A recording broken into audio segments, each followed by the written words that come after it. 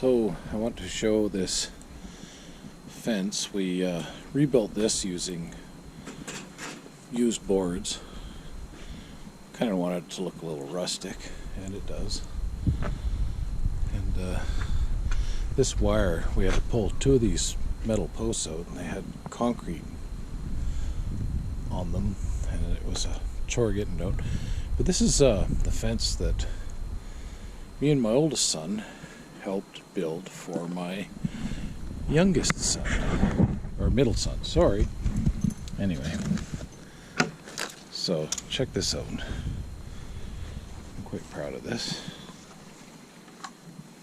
I'll show you that again because I think my arm was blocking the view. How nice is that? So when you want the gate open, you just swing it wide, latch it there. When you close it, you latch it there. So we had all these hues of brown, earth tones, and a few dark brown ones here and there, but I have some, it's called barn red or Navajo red color, and I thought it would look pretty cool, especially with like the fall green over there, the leaves changing,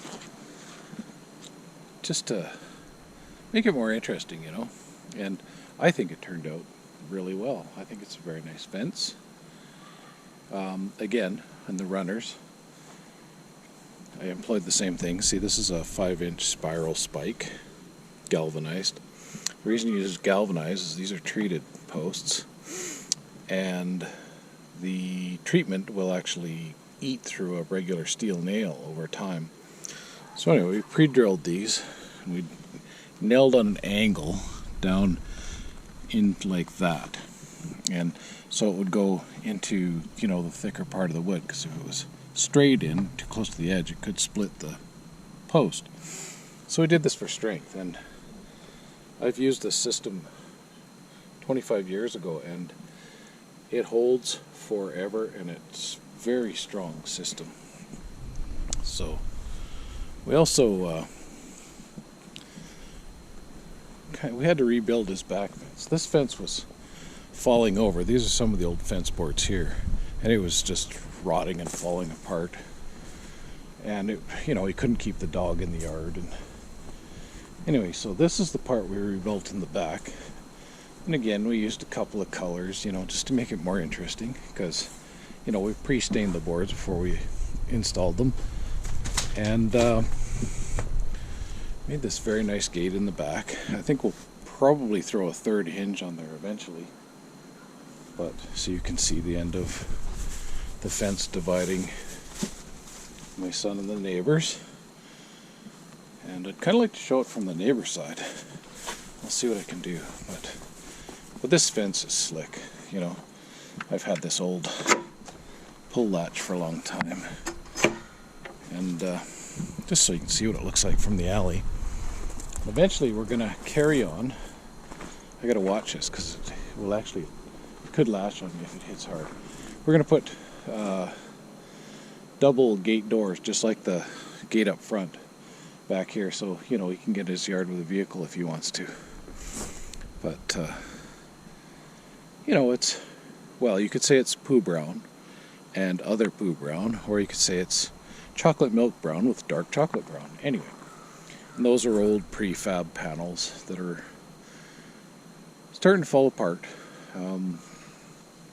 Anyway, yeah, so, you know, my son now has more privacy, and his dog has run of the yard, and so everything will be more secure, which is a good thing. And